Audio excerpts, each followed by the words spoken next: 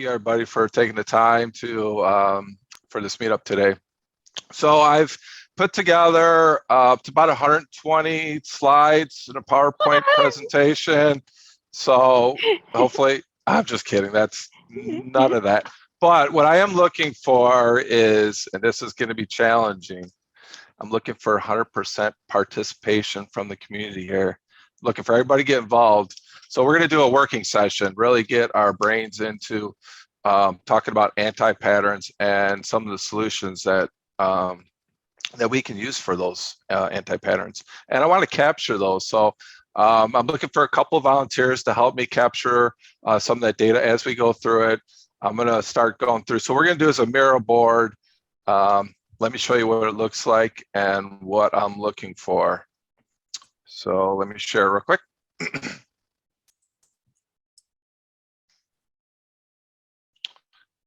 So over the past, in our coaching sessions on Saturday, we started working on this Agile Antipatterns and start looking at some of the things that really are affecting the Agile mindset. So what I did is I captured those, and I did some research as well, and I took a look at those. By the way, Nayla, can we put that in the chat, or I can do it? Absolutely. Just so everybody has that and everybody can log on to that. That'd be great. So I got approximately 40 different Agile anti-patterns here. And I don't even think that I'm close to being done. So what I'm looking for is, one, is for, if you don't see anything that you feel is an anti-pattern, can you please add it here? Add your stickies.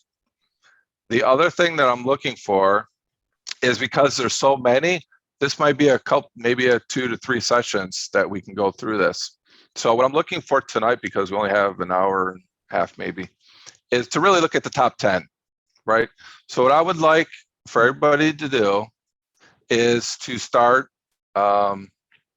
putting the top 10 that they feel that is the most, I guess, impacting to them. Right? So number 5 would be the most impacting, all the way down to number 1, which would be the less impacting, like not, it's an issue, but maybe not big of a problem, right? Or there might be an easy solution for that. So I want you guys to do is to drag these over to the top 10 here, and then we'll take a look at those top 10, and then we'll try to come up with some solutions for them. What you guys think is the best way that we could handle some of these anti-patterns. So that way it makes it interactive, and I think we'll get the best out of it. And then my goal is to, take some of these things, and maybe we do an article on the Transformation Experts website on this, so that we can share with the community. So that's what I'm looking for. Also, I put together some this box here called the idea box. I know a lot of times what happens is we put stuff in the chat and we kind of lose it there. So if we have an idea or something that's related, we can certainly add your stickies to the idea box. The other thing I added here is, just so we don't forget our Agile values and our principles, this might help with some of our solutions and our solutioning. So keep those in mind as well. All right, looks like you guys are already starting to add your stuff. So this is great. We're Agile. Yeah. All right. So let's take the next, we say about 5 minutes. We time box that? Yeah, 5 minutes. Okay. All right. Cool.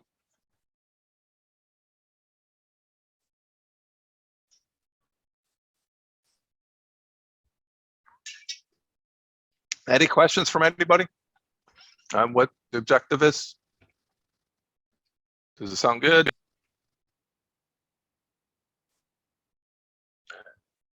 Agile coaches looking for your help too. Don't hold back, everyone. 100% participate. Yep, cool.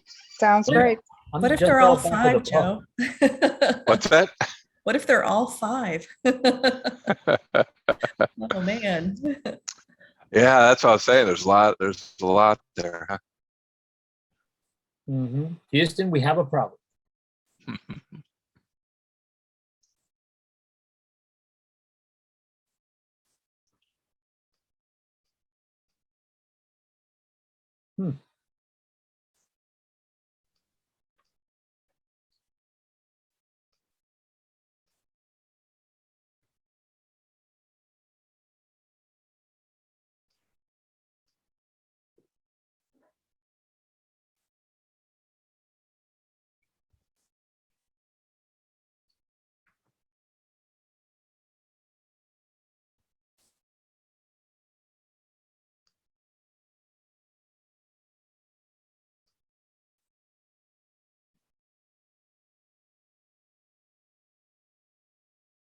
Joe, I hate to say it, but you will probably regret giving me editing capabilities on this mirror board.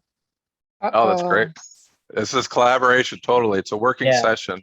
No, nobody touched that green sticky. Just saying. And I say this because I actually have, I'm gonna turn on my video. I actually have a LinkedIn post about that very subject that's sitting, that's sitting in my drafts on my phone at this very moment. I'm not kidding. Oh, you didn't know I have access to your phone? Everybody has access to my phone. No, you got so much stuff here. I know, right? This is a couple of meetups. This is That's for what I'm sure a thinking. couple of meetups. That's what I'm thinking, right?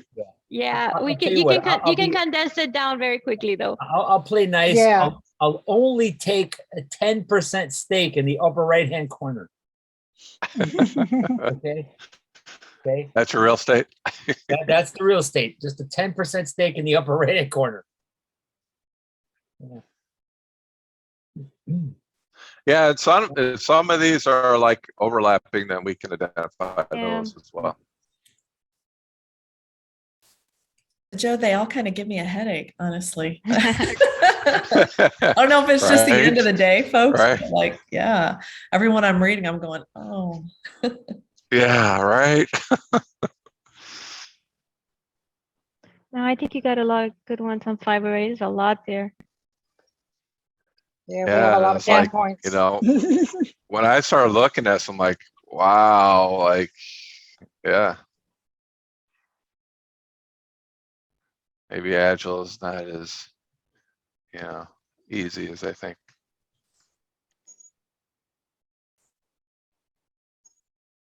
How are we doing on time boxing? We have 2 minutes left. Oh, wow, that's a lifetime. Yeah. Hey, Joe, since you're the editor of that, you should be able to go to the upper middle right menu and select the timer that everybody can see on that everybody can see on the Miro board. 1 minute. Yeah. Are you the editor, the owner of this board? I don't see it. No, I am. I mean, Of course. yeah. What a silly question. Of course Nelu owns everything. Oh my gosh. What was I thinking? Okay, let me go ahead and do that then. I'm gonna go ahead and put I don't know. Kaz, we went for the same one. Push, not Great mind pull. thinks Pull, alike. not push. Oh yeah, that's a TAS one for sure. I saw her hovering, so I didn't mess with it. You actually got to think about it, because now you're not only identifying it, but you're ranking them. Yeah, most painful. Mhm. See why 5 is so full? Did you start ranking them already or not? Not yet, right? Yeah, no, that's what we're doing. How are you? Time's How, up. how are you? Ranking How are you ranking them? Five is. Oh, no, 5 is no. the most painful. Yeah, I got that. No, you haven't Oh, gone. oh. You're not going horizontal yet, right? Yeah, no, yeah, Okay. right. All right, Yeah, all yeah. right, gotcha. Sorry, misunderstood. Sorry if I'm going too fast. All right, no worries. 1, 2, 3, 4, 5, 6, 7, 8, 9, 10. Well, I guess it's more than top 10. Oh, yeah, you got a lot more than 10. Let's see. Oh, yeah, that makes me nuts. I'm glad that's in the 5.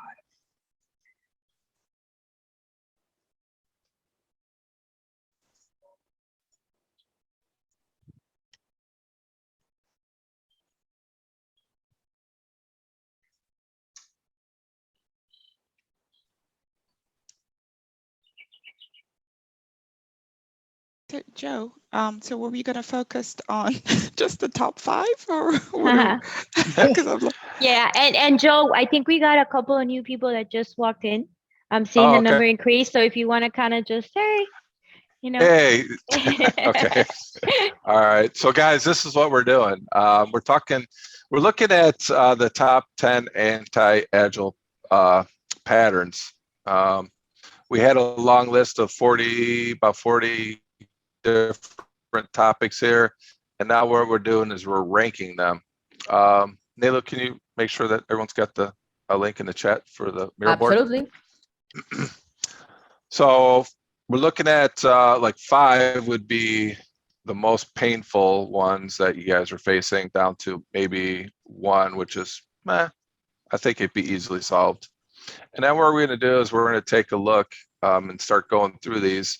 And then we'll take a look at the solution. We'll try to capture some solutions and how that we can help improve this. And then that'll give you guys something that you can actually take back with your team, go back to your teams as a tool and say, okay, you know, this may be something that we identified, and here's something that we could try, and you can experiment and see if you can improve in that situation. Awesome.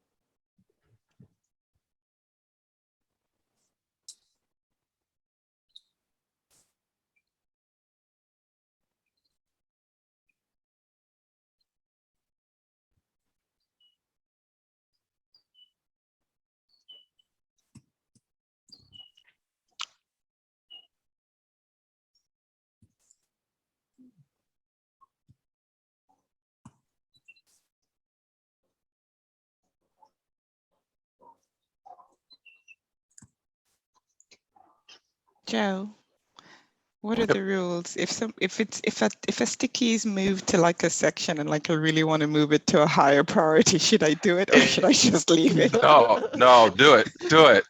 Because yeah, that's okay. If to someone, if you feel it's like, oh, this is really painful, when I talk about it. I just wanted to just say I'm moving lack of communication to top priority because it's just really bugging me that it's in 4.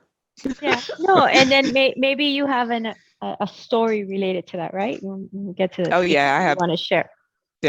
Tons. So now we're gonna battle. We're gonna battle to see who moves the sticky first. I'm gonna move everybody else's sticky down. I'm gonna keep just mine on the top. Wait, what happened to Marcel's? Yeah, too. 1, 2, 3, 4, 5, 6, 7, 8, 9, 10, 11, 12, 13, 14, 15, 16, 17, 18, 19. You got about 19 on 5, Joe. Wow. So, or just to be clear, 5 are the ones that are really high pet peeves and hard to resolve, or just high pet peeves in general? Because some of them up there are not that hard to resolve. If you're not refining the product backlog, start refining the product backlog.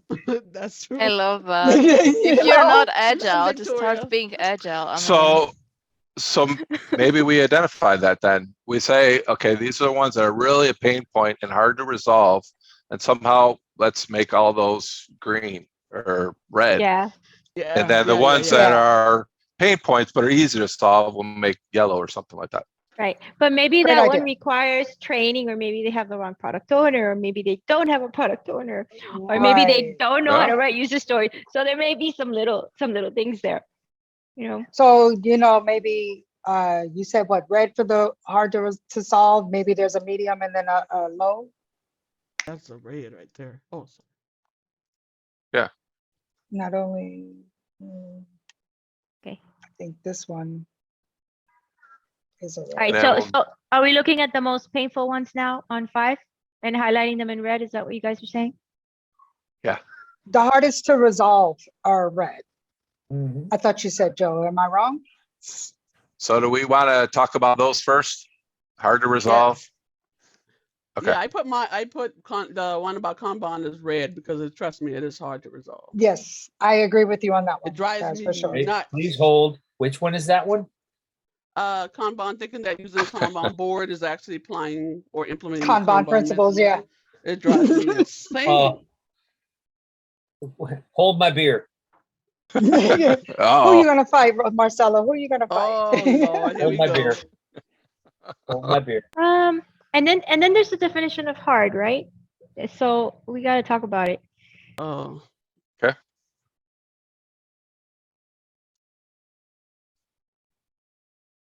Uh-oh, All right. still about to embarrass us. Pick your battle. Pick your flow.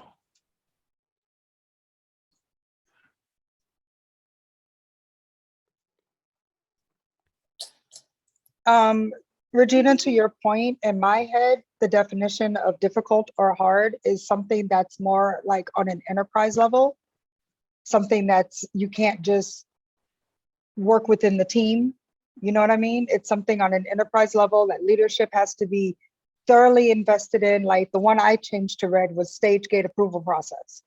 Yep. That comes from the top. Yep. I got some leadership ones that I put in red too. So. Okay. And that to me is the definition of difficult. That's why I brought up, if you're not refining the backlog, that's localized. Mm-hmm. That's team. That's closer to home. You can just work with that product owner. Gotcha. I disagree with that because it might be cultural, and it's very hard to change culture for people that do not. They're stuck in the way they are. Rick, we've never encountered that, have we? Yeah. So maybe that's a medium. That's a medium difficulty or severity, because it could be as difficult as culture, and it could be as easy as, not easy, but it could be as, sit down and work with that product owner. Because I had a product owner that wasn't refining the backlog, and we just started having one-on-ones, and now the backlog is 4 sprints ahead.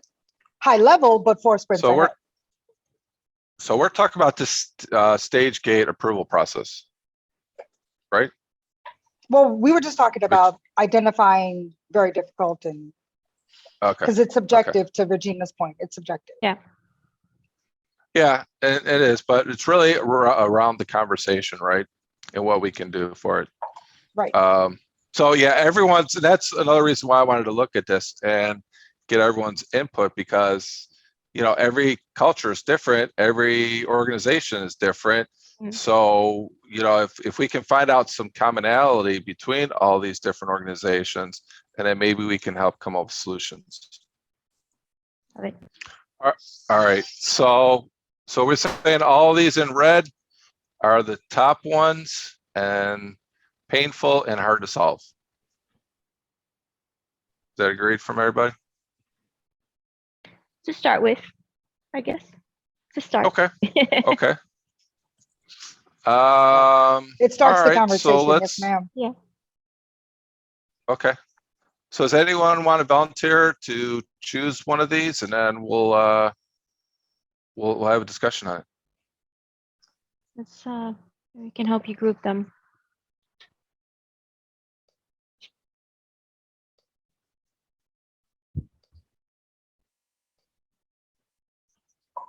Oh. That's probably reds. Yeah, we'll do it that way. Okay. Now, I don't know if you guys want to vote. Which ones do you guys want to do first? Do you want to review them, Joe?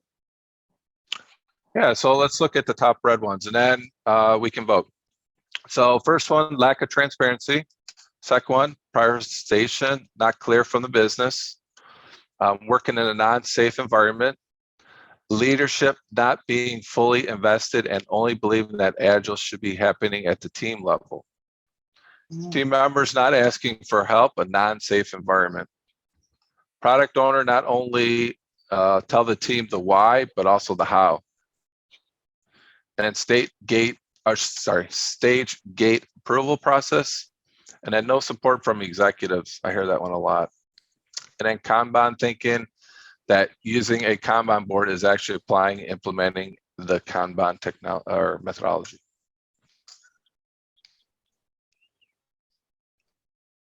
So are we voting?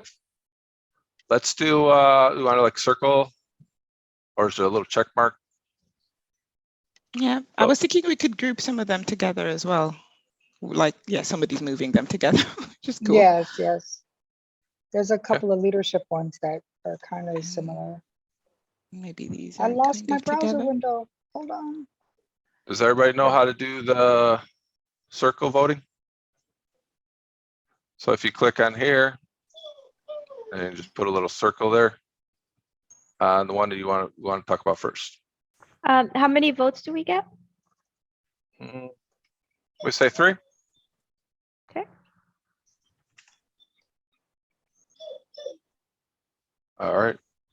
Voting. The polls are open.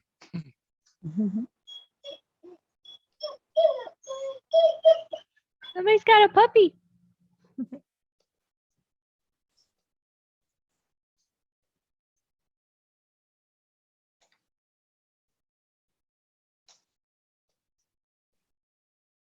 Oh. Drastic. Sorry, how many votes do we have? You get 3 votes. 3 votes, thank you. My brain lags sometimes to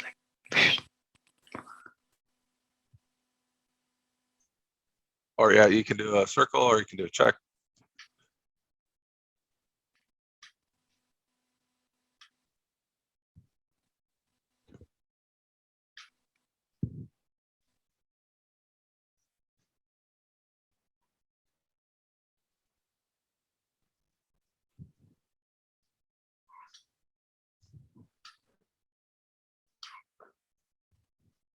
How's everyone's day going, by the way? Everyone just finished work? Yeah. Some people are still working, right? I guess. Hey. No. I was in training, so I'm tired. Oh. Yeah, I know everybody's tired, but this will be good. Let me ask some of my friends here. Anyone ever heard of an Agile Summit at FPL NextEra Energy? Yep. Ah. Right? Yeah, you're hosting that, Jay. I did. Yeah. I hosted it today, so Nice. I am wiped out. But it went well. Excited to be here. I figured some of my friends here would know about it. So Yeah, we did when I was there a while back. I remember. I think they did the first one. Yeah, same here. When Fun. I was there, I went to that. That was awesome. I heard That's Rick awesome. might have been involved in that one. So Mm-hmm. so I have nothing but water in my cup. I promise. So Hey, it's after hours. Everybody's home. You know, we don't know. I so would that's I fine. would say that I would not blame you if it was not water. Indeed. Thank you. All right. So it looks like we got lack of transparency and no support from executives. Yeah, that whole leadership and executives, those two got a pretty good amount. Yeah, if we group those, yeah, that sounds good. Let's do that one. All right, here's the anti-pattern. So leadership, not being fully invested and only believe that Agile should be happening at the team level. So no support from executives. You know, you don't really see their engagement at all. So first of all, why is this a problem? Why is it an anti-pattern? What challenges does it create? Well, my Depending on the leadership, that might be a blessing. Okay. Yeah, Sorry, Jerry, you were gonna say? No, I didn't mean to interrupt. My apologies there. It's hard to innovate and want to try new things if you don't have support from leadership. And then I think you absolutely have to have that with agility. Yeah, it's about pivoting and moving. So you need that support. Yeah. And so you usually see that when we start experimenting with Agile, and Agile is happening in different parts of the organization, and there's no real buy-in from the top, starting from the top. So that means there's no consistency. And so that means Agile could get started. They're not really fully invested. They're not really doing it right. And then they get a bad taste of Agile, you know, and bad Agile is bad, guys. Bad Agile is bad, you know. So there's a lot of risk there, a lot of bad experiences, you know. I'm sorry, Marcelo, what was that? You don't say. Yeah. Yep. You guys just reminded me, and I want to see if I can find it real quick. There's a sticky that's related. All right, I can't seem to find it, but it says, you know, we've always done it that way, right? Yeah, it's in 4, I think. Yeah, so, you know, that might be another issue. You know, they've always done it this way. I remember going to a presentation to give an update, and I'm already have an agile mindset, but it was still, you know, not, you know, they're still doing waterfall. And so I'm like, go, go, go. And I'm like, okay, we got this training that we need to do. We need to get out the door. And like, wait a minute, hold on. That's not the way we do it here.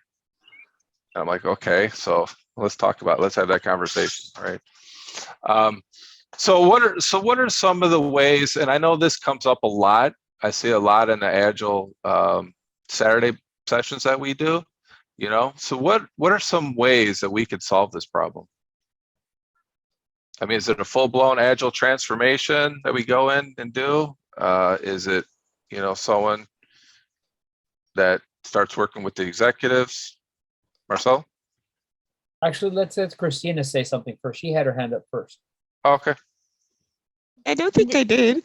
I think this is like one of the hardest things for me, because I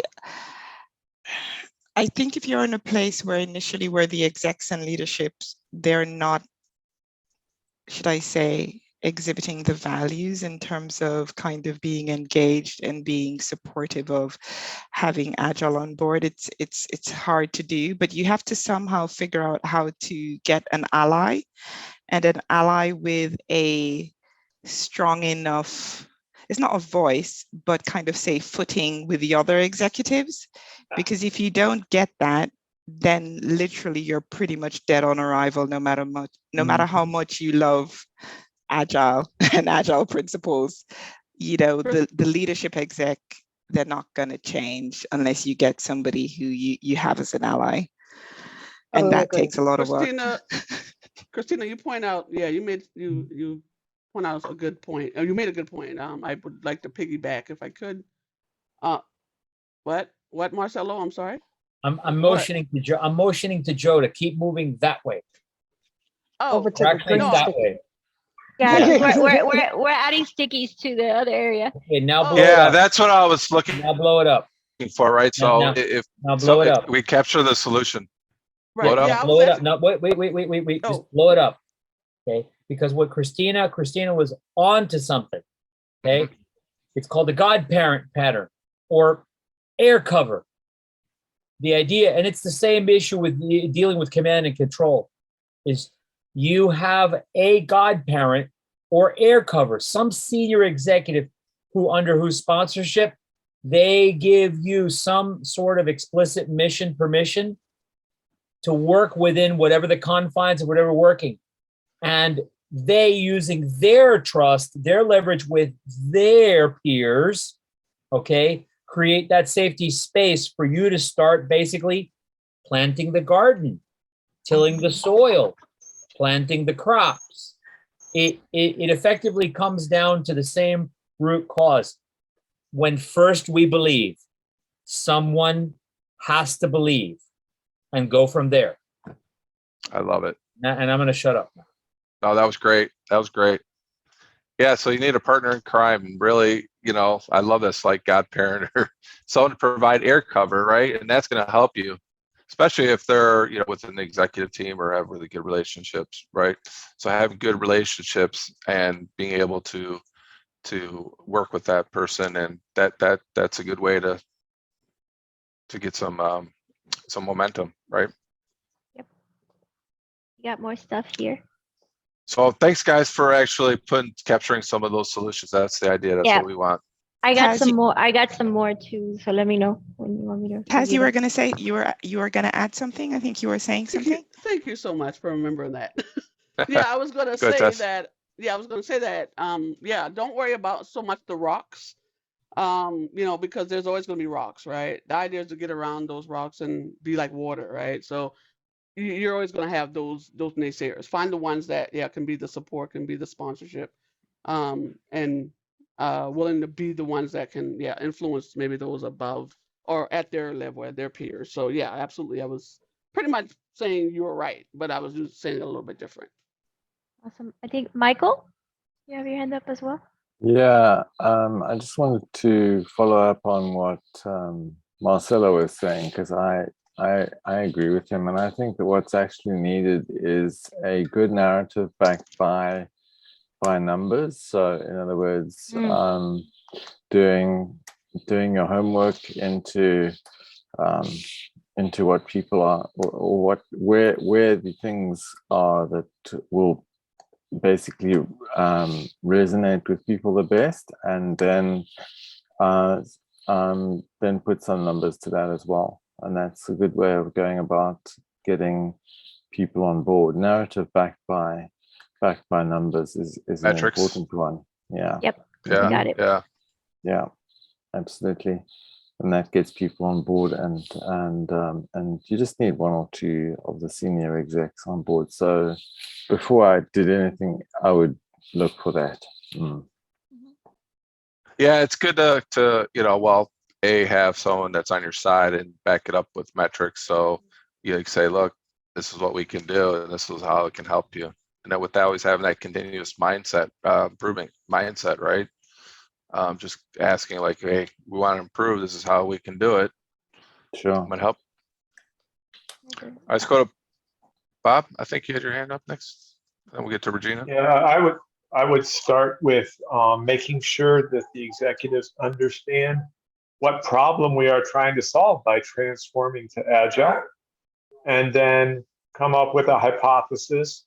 We will do this in this amount of time, and these are the metrics we're going to use to determine success or failure. So there is a common understanding, a common goal, and we all have the same problem we're solving. Perfect. Okay, Regina. If you can go to the solution area. Yep. We're capturing some great stuff there. I had added some, and then I added some that you guys were saying, right? So I think everybody said we need to find an executive champion, right? At the executive level, that's key. Sometimes if you're internal to the company, let's say you've been with the company for quite some time, and you're trying to get Agile started, or you're excited that other areas are trying to get Agile started, and you're a part of that somehow, looking for somebody in the organization that already has that mindset, that servant leadership mindset, that is into innovation and it's into change. Somebody that you might have a relationship with, or somebody that is known for in the company, at that executive level to sponsor things. That's key. And we kind of talked about that. Then understanding the problem, Bob, for sure, right? Because when you come in and you show the metrics and you show what Agile transformations have done in other companies, that baseline, like here's where companies have started, and then look at the improvements in quality, at the improvements of releases to production, right? Time to market, in customer feedback. If you understand their problem, then you can hone in the metrics on that. So those two are together, right? Then for sure, let's say now you got the sponsor, then we highly recommend an executive coach. Like if you have the approval now, right? You're not just playing around with Agile. Now you have the approval for an Agile transformation. Bring in an executive Agile coach. Why? Because one coach alone cannot do it all, right? One coach alone cannot be at the team level and also at the executive level. So we've seen that be a good thing, right? Now you got somebody focused on them.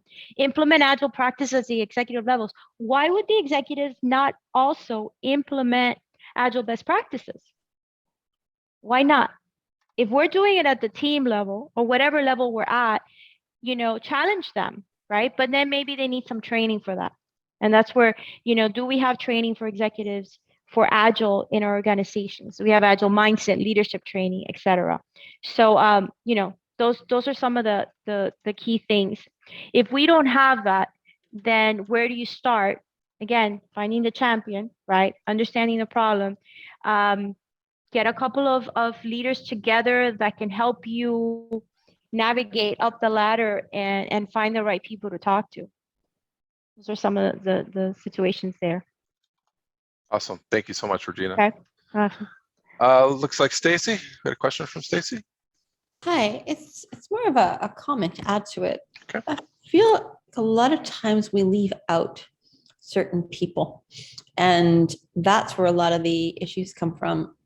We leave out the finance group, we leave out the accounting group, we leave out the tech support group.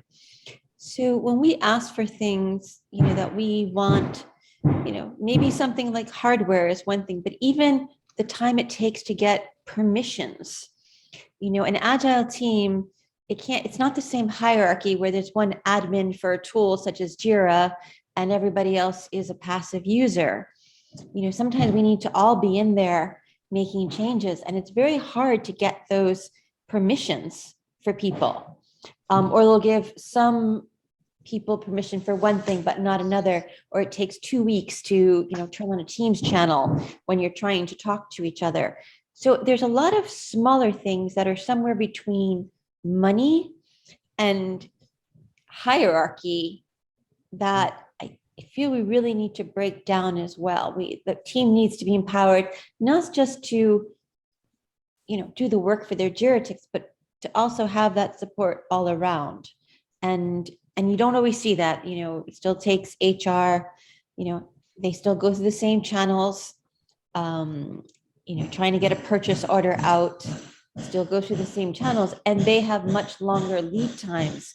So sometimes I think the agile transformation, either maybe we started in the wrong place. Maybe we should start it elsewhere in the organization and then move it to tech, or do it in parallel. But I do see that that's a big gap.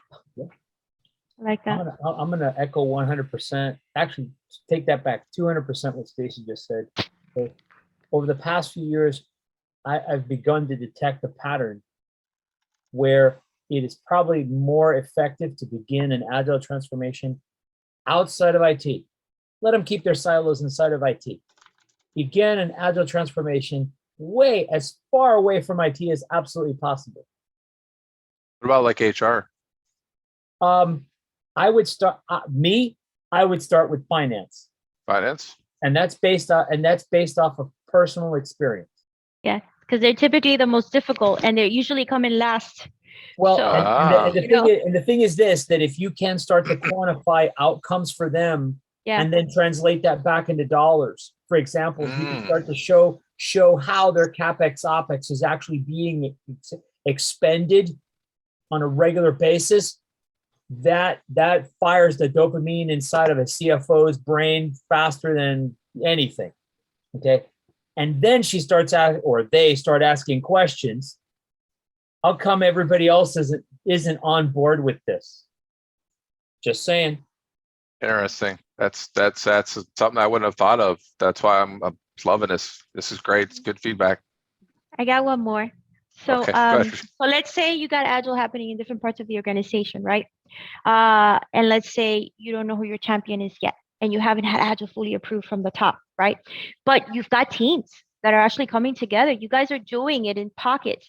So how do you get that people excited about it, right? So imagine sometimes you gotta have to put on your marketing hat, right? Like if you're already a scrum master, right? But it's not happening in other parts of the company. So showcase the accomplishments that have happened in your areas and go on bring people in and showcase your accomplishments, whatever great improvements you guys are doing that is different from what other areas of the organization are, and get that excitement going and get that word going. And now you may get people saying, wow, we want to do that too. What is it that you guys are doing that are so different?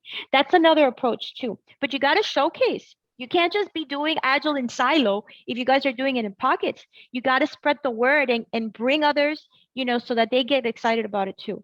That's another approach as well. What do you guys think about that?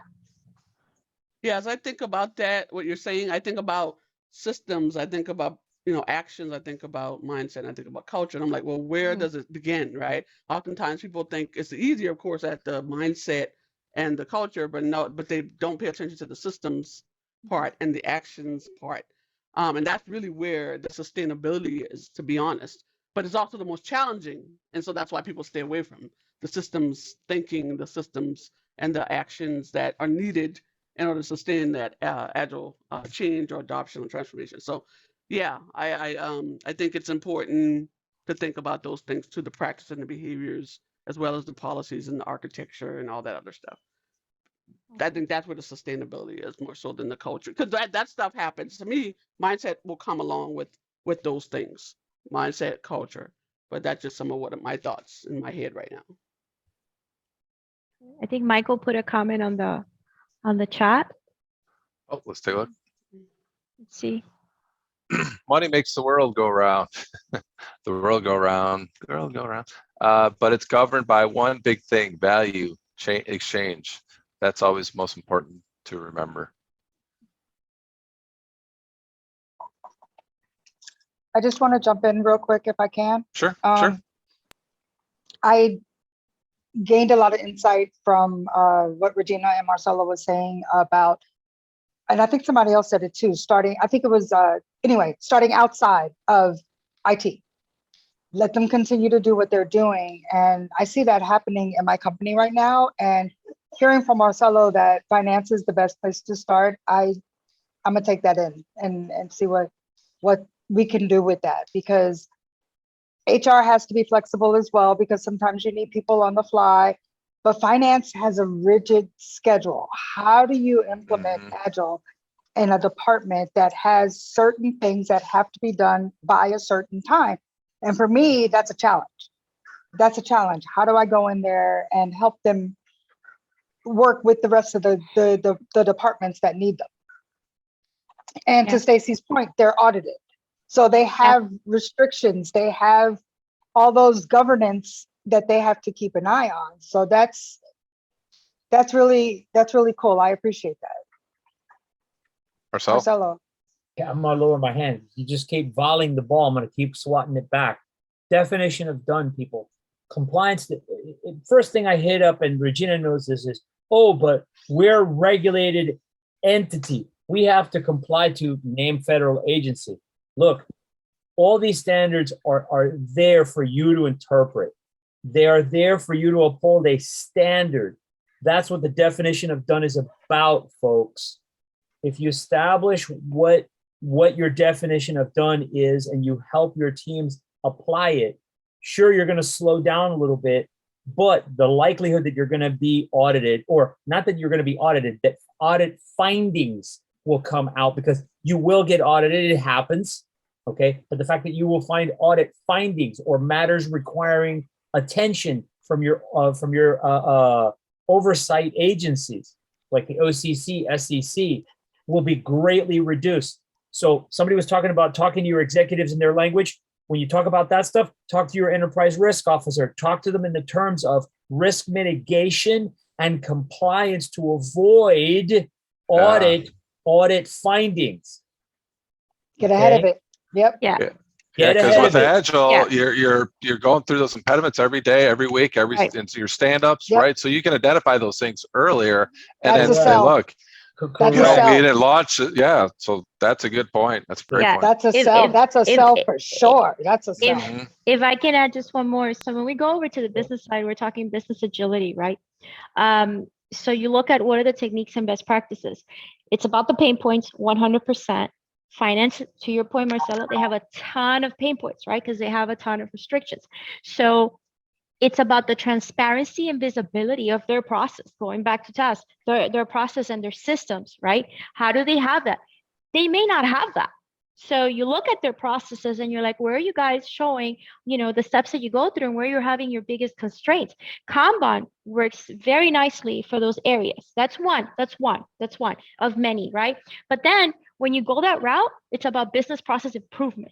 Now it's like, okay, how can we reduce, your lead time? How can we reduce your waste? Back to any of those pain points that we mentioned before. That's when you come in from the Agile perspective as well. I've seen that be very helpful in some of the companies that I've been in. Yes, ma'am. Oops, sorry. I was trying to raise my hand. Sorry. Yeah. Because I see other people raising, so I'll raise so I don't talk too much. All right. I think Maru, I don't know, has his hand up. So. Maru, you got your hand up? Yeah, I got my hand up. All right. I want to say something. I got triggered by Marcelo. We're only on the first one. Only in the first one. I'm gonna be gentle and polite today. I totally agree. In my humble little short life experience, the really high performance teams I've seen have not just found the right way to organize, the right system to work against, and the right tools to know where they're going, etc. They they either were engaged in a cultural transformation, a cultural change that they have driven themselves. That's a really rare case. Or they've been helped and supported in that, sometimes by a really experienced coach that asked them the right questions. Why don't you do a definition of done? And then dive deep there. See what is behind that. What's blocking that? Not just always looking for the right processes, the systems, the procedures, the governance, the rules, all the, we always tend to avoid tackling the tough issues by building systems around them. And it's always a combo of both. That's a. Okay. Thanks, Maru. All right, sorry, Taz, you wanted to? No, go ahead. Continue on. I'm good. Okay. Marcel? No, I did that by mistake. I was trying to clap for Maru, man. Oh, gotcha. Okay. All right.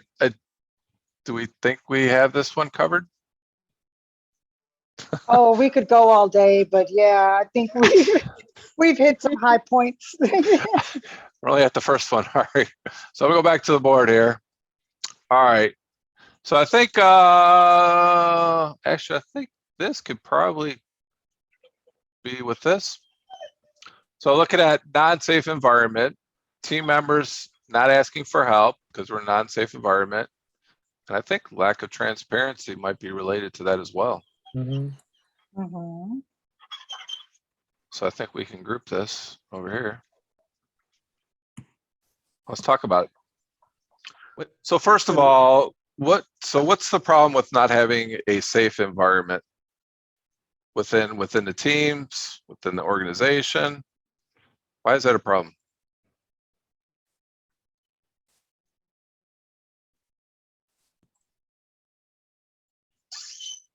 Well, I'll go back. I might as well go back to what I said earlier about innovation and folks wanting to experiment and trying new things, being afraid to fail if they're not safe, right? Punitive damages. If you mess something up, I mean, you've got to have safety. So. I think you end up also with, in terms of social capital, which means, when you deal with trust, right, you end up with low trust versus high trust. So that's also another reason. So if there's low trust, right, and because there's low trust, they're not giving the teams the opportunities to experiment or to fail, and to learn and to solve problems, right? So it's causing other issues, right? So the team is holding back, things. It's going back to lack of transparency, right? Things are not being said. Now we're starting to work in silos, right? And then they don't feel safe enough to say no. They're scared of losing their job, maybe. So what are some of the reasons, like how can we get around this problem? What can we do to solve it? How can we build that transparency? How can we build a safe environment for team members to experiment? Right off the top of my head, we have to demonstrate it, right? We have Thank you. Okay. Right there with you. Just right off the top, there's like lots of things we could do, but bam, right? I'm just going with that first one, and I think it's demonstrated behaviors and consistently showing that you care. I'll stop there and leave room for others. So who should demonstrate this behavior? Who should lead by example? That's what you're saying. Everybody, yeah. Starts with ourselves. Yeah. But I also think it starts with the Scrum Master, the Agile, that the person who is the one telling them that they should feel safe. That I think they not only need to lead by example, but they need to start those those conversations that, right outside the team. Because that's, when you think about the value that a Scrum Master brings, that's really it. That's at the heart of it. Because without trust, you don't really have anything. You have no speed, you have no, the creativity is dead. And then they start gaming the system when they figure out what people really want to hear. You wind up with strange assessments on the size of a story. Nobody wants to take a story. They'll spend more time fighting about, is it 3 points or 5 points, rather than actually going off and doing it and trying to to play with it outside of that. So I think that's a big responsibility for the Scrum Master. Doesn't mean they can solve it by themselves, but that's where they really need to be more of the kind of the guardian of the team. So I'm going to ask a question for Rick. Yes, sir. Rick, what are the 3 things that we need to build trust? Competency, right? You got to feel like the person's competent. You got to feel like the person's honest and dependable. Those are the 3 things that you need to do to initially kind of trust somebody. So with leaders, we ask them to be very vulnerable to start, in that adventure. But one thing that as you guys are talking about this, the first thing that comes to my mind is so many sessions that I have with leaders, and they tell me, my team feels comfortable speaking up to me. My God, I have no problem with that. Hey, look, Rick, come to my session so you can observe how they, they feel comfortable. But then when you talk to them on the side, they're like, there's no way I'm going to tell them this. There's no way. So I think there's going to have to be a lot of courage as well, right? Someone has to step up and kind of say, look, we're feeling this way. We're feeling this way. And that's a tough thing to do, especially since you've been beaten down for so many times, right? How do you take that courage? So Marcelo, what we do is we try to get a group of people, a team, to say, hey, we've got a problem here, rather than us being the only person that's saying you've got a problem. Then things normally, at least start. You have a probability that you can make traction on that. So that's a hard sell. I like doing anonymous polls, Joe. I like to immediately say, let's throw it out there, even though that's not initially where you want to get to, right? You want to get to where they feel comfortable speaking up. But doing an anonymous poll that says, how comfortable do you feel speaking up in this room from 1 to 5? And then people put it on the chat. And then I showcase those numbers to the leaders. And I say, it's your job to improve this score. They're there in the room. It's your job to improve this score. So the next time we meet, let's see how that's changed. So sorry, I don't want to talk too long. I'm so happy sitting back and relaxing, enjoying you guys. Like I said, I make you guys work. So he's got to earn his pay somehow, Joe. Yeah. So other thoughts, other questions?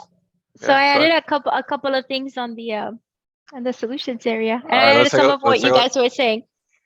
Let's see, who's presenting? Got to scroll over, Joe. I'm scrolling. Yeah. Ooh, all right. So so we added the team's honesty, competency, honesty, and dependability, right? Walk the walk and demonstrate it, like Jerry was saying. But I added a couple more things here. So because we're saying, so how do we create the environment for our teams to feel safe in, right? So as Scrum Masters or coaches, or even as leaders, one of the practices that we can do is working agreements. Does everybody know what working agreements are? Team working agreements. We're at the team level now, right? Does everybody know what working agreements are? They're called working agreements, or they're called social agreements, right? Some people call them different things, but it's an exercise that you facilitate with your team to say, hey, what are the different things? Like, how do we want to show up? How do we want to communicate? You can look at it from many different perspectives, but they come up with it themselves. What are things that are important in our daily stand-up or in our sprint planning, right? What are some of their rules of engagement? And it could be anything, but they come up with it themselves, which is where the value is, right? And now you document those, and then we have them up. And that helps a lot with a lot of conflict. And maybe one of the things they say, hey, we want to be able to feel safe, or we want to be able to feel trusted or respected. And this is how we're going to respect each other, etc. That's one. The other one is the team values, right? Just like there's Scrum values, right? Then we sometimes initiate the exercise of the teams coming up with their own values as well. Now they're like, oh, we want to respect, we value trust, we value integrity, we value honesty, we value accountability. They come up with their own words, and now they're building their own team cohesiveness, but it's theirs, right? And then guys, retrospectives. Maybe if their teams are not really good at scheduling those retrospectives on a cadence, please start that, because that's really where they start trusting each other. If they are not feeling safe in their retrospective meetings, then that's really where all the crap should come out, right? As well as all the good stuff. But if you go into a retrospective and everybody's saying everything is great, we have a problem, right? Or if they're doing retrospectives and you're not really getting the feedback that you know that there's stuff happening, but nobody's talking about it, then let's get better at facilitating retrospectives. Those are some items that I added there. I hope that helps. Oh yeah, that was great. Yeah, now I'm thinking about it. Like if we look at this, probably I'm almost thinking like a PI planning session where, we're talking about, retrospectives and the lack of a safe environment, and we can connect that to, some of these stickies over here that talk about, teams not doing their retrospectives, right? So maybe it's like a cause and effect type thing. Okay, other thoughts? Okay. Joe, so just to let you know about the team aspect of it, I've had teams that have run retrospects, Regina, and they still didn't feel comfortable talking about the safe environment to their boss. So they have to take ownership. This, guys, it's not one direction. It's not just let's blame our boss for all our problems.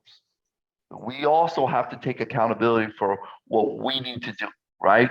We need to make sure we kind of talk as a team, escalate as a team, feel strong that we can move forward on this.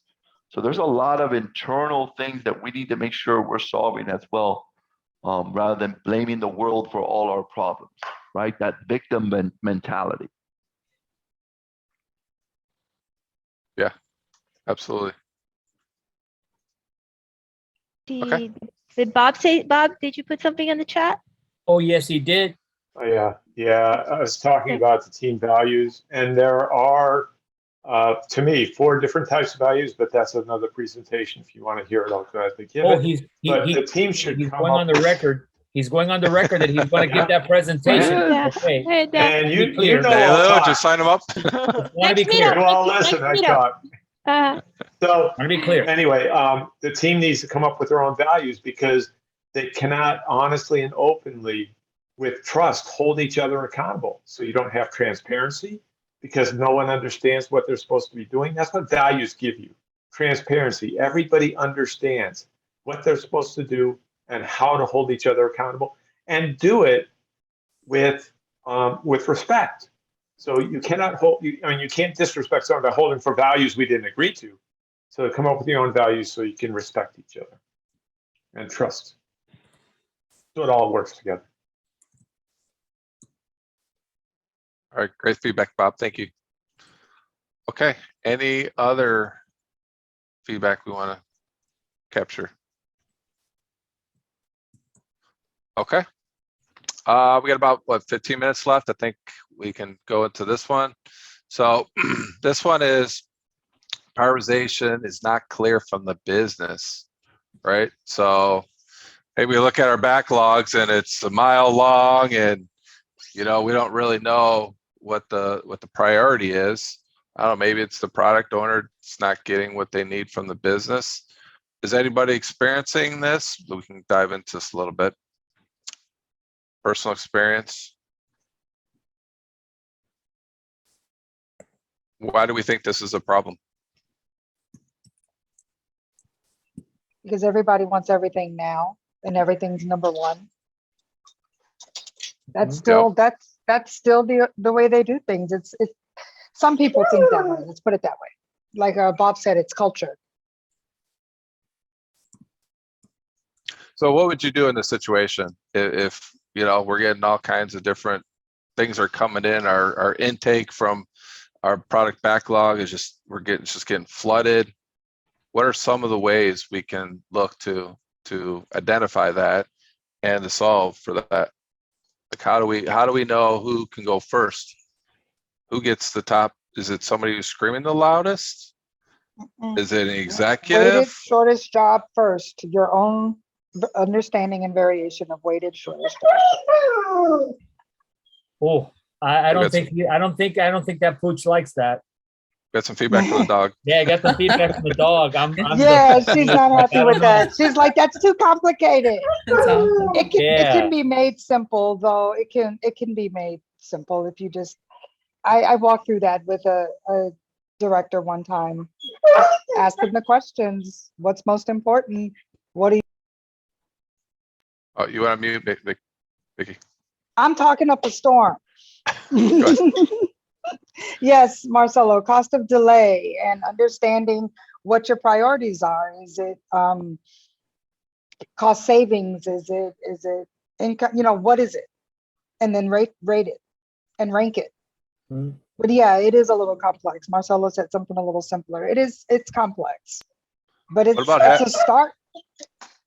Sorry about the dog. Oh, sorry. So what about a clear vision from the business? Are we looking at our sprint goals? Are we looking at, what's the most important thing? Are we looking at timing? Are we looking at things that are achievable? Does our product owner need coaching? Would any of those things help? Are we question? Oh, I'm sorry, Stacey, go ahead. Oh, I think we had something else. We had another ticket here that feels related to this. Let me try to find it. Part of it is, I think, just the fact that we say the business already makes an us or them. Oh, it goes back to not having stakeholders engaged at our events. I think that if a stakeholder's engaged and they're coming and they're seeing progress being made and they're seeing how things that once they get started, they get finished. Once they build up that level of confidence with them, then you can start kind of queuing them up. But I don't think that lives in a vacuum.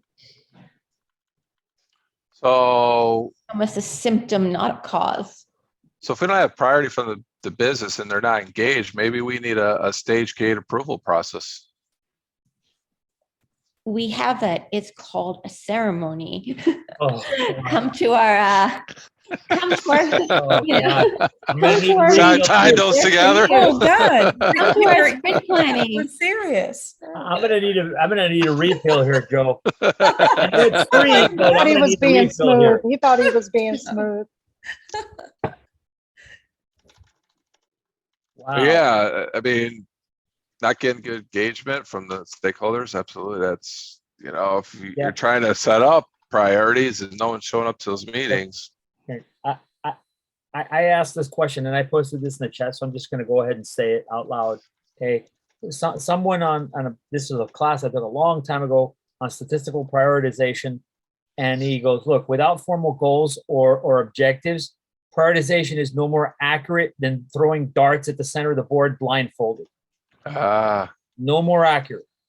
And that's where I was going when I raised my hand. If you have a enterprise or business unit strategic goal or some kind of initiative, then that's something you can align your sprint goals with. And your, value stream mapping has to happen too. You have to know what's most important.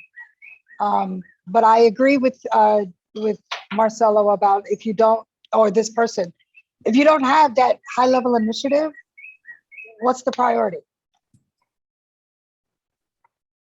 That's my piece. All right, Regina.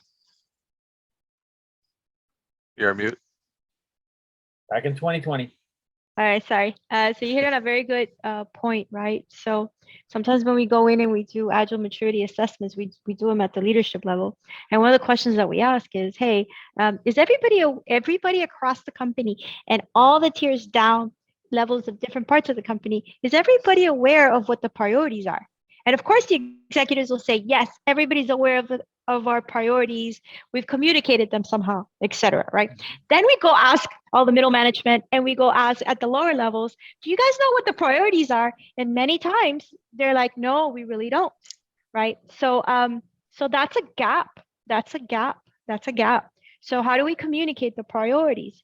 Are they written in stone? Do they change all the time? Right? And if you had them at the beginning of the year and halfway through the year, now your priorities are completely different, which it happens all the time, then are those changes being communicated? And have we implemented the change management or even agile practices that distribute and show the priorities across and communicate that across all levels of the organization, you know? Okay, awesome. Maru? Yeah, thanks. I'm gonna try to stay concise. What Regina just talked about, I was listening to a neuroscience talk this week about, and the guy was explaining the difference between mission and purpose, and he was not using some abstract management meaningless talk. He was very, it's a very serious way they used to define it and run experiments about its influence on motivation of groups of people, and the difference between how he saw, how he explained mission was being perceived and purpose was being perceived by the teams is that there is a totally different level of engagement with the intent behind the purpose that glues a team together. And it's not something you can achieve easily with some procedures or massive communication or implementing some hardcore John Cotter's change management monolithic process. That's an element that it's super powerful because it's pervasive, it's ubiquitous, and it's constantly there. And it's owned by the people in the team themselves. Yeah, that's what I wanted to share about the difference between mission and purpose and the engagement of the teams. Awesome. All right. Vicky, you still have your hand up? I put it in the chat. I agree with both Jerry and Regina that we should make them visible, establish those OKRs or initiatives or whatever you want to, first determine what they are and then make them visible. But how do you make them visible? Like, for example, in my company, we have an executive committee that meets, I believe they meet quarterly, but they may meet monthly. Do they send out a flyer and say, this has changed? I mean, how do you do that? How do you coach the executives into making this information and the statuses, their North Star, the metric, what we're striving for? How do you make that visible? Yeah, I mean, the practice of, Joe had mentioned PI planning, which is you have different people from all the teams participating there, right? And the executives there and all the managers participating there every quarter to talk about the priorities, and it goes both ways. That's a very good practice as well. You can call it big room planning. Yeah, but what if you don't have quarterly cadence? Yeah, but we don't have scale. What if you're not scaled? What if you're just then trying to grow and figure it out? Gotcha. Then it's change management. I would bring in change management. And then how often do they prioritize? How often do you have to communicate? And then who's responsible for doing that communication? Right? Yeah. And then and maybe the method of communication. Yeah, and the method of communicating. That's it's bringing the right people together, right? And say, hey guys, we're not being communicated at all these different levels. They're not ready for quarterly planning. That's fine. But then, so how often is the information coming through and being changed and trickling through? And then let's put together a team that can help communicate that throughout. And doing surveys too. You can do that. I hope that helps, Vicky. Yeah. Yeah, it does. We've done the surveys, but it's just as things change, trickling it down is difficult. You have to be purposeful with that. You have to have, like you said, identify people that can do that. So and do you have yes, I've done some ADCAR webinars. So question, do you have town halls? Right now, not the way we used to. Now it's literally by business unit, and I've already voiced my unease on that. IT town halls or town halls are good ways of doing that as well. Yeah, but right now it's still in silos. Like this team had a town hall, that team had a town hall. It's not the big enterprise town hall that it used to be, but we'll get there. But again, identifying those people that can trickle it down, I think, is the best way to do it. I'm going to use Marcelo's favorite line. Talk to each other, people. Talk to each other. Stacey? Yeah, I think actually, I was talking to my product owner today. And I think sometimes product owners have the same issue. They're not often high enough. They're not often at the executive level. So they struggle just as much. They may have a vision, but they don't have anyone to actually talk about that vision with, or to help shape it, or to say, hey, see, there's some of these ideas. In many ways, they're also getting it trickled down to them, and they're working within that piece. So I think that's another thing. It's kind of it's asymmetrical. Their power and their political clout is asymmetrical to that capital B business group oftentimes. And you also see, even in supposedly agile groups, there is a tendency to stack up, to have another level, a general level, a scaled level. Like, looks a lot like the PMO to me. So you get further away from that source. So sorry to trample on that, but I'm sorry. I just felt the spirit move me when you were saying that. Yeah, so it kind of relates back to this, right? So if we're not having good, clear, priorities from the business, well, I don't think we're getting much support from the executives. So I think, what I'm learning from you guys is, as we're talking about these, it's a way to connect the dots, right? So it might not be one thing, but it may be a combination of these, right? That's leading to that. If we can identify some of those and link them together, then I think we can present it in a way that'll help. Other questions, comments? So we only got about 5 minutes left, and I know we just scratched the surface of this, right? So maybe Neilu, we can do a future session. We can also do these on our Saturday sessions. But I think this is a good product owner. I've been, I was ready to go with that one. Okay, we'll have to wait. I mean, we can keep going if you guys want to do one more. I gotta get to bed sometime. Yeah, we gotta get. That's it. Wait, all right, guys. 6 o'clock for me. We can have another session for sure. Yeah. All right, so let's do another bring Joe back. session. We'll do another session.